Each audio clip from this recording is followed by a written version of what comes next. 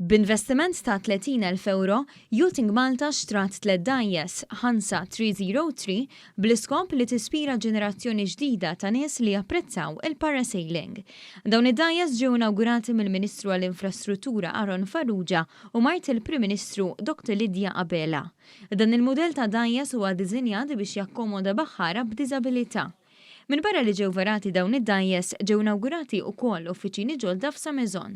One News ħal-kummenti tal-Kap Eżekuttiv ta' Yachting Malta, John Huber. Qed inwasslu l-ibburdjar li huwa sailing is for everyone. Għandna d-diżabilità mhux se tħallina lura milli nwasslu dal-isport għal kulħadd. Tkellimna wkoll ma' mart il-Prim Ministru Lidja Qabela. Mhux biss qegħdin ntejbu l-aċċessibilità, iżda wkoll qegħdin naħdmu favur l-inklużjoni ta' persuni b'diżabilità fix-xena sportiva. Jiena nawgura li l-investiment ta' dawn it-tliet dajjes jixprunaw aktar persuni b'diżabilità biex jipprattikaw l-isport u eventwalment ikunu jistgħu jipparteċipaw f'pajjiżi barra minn Malta.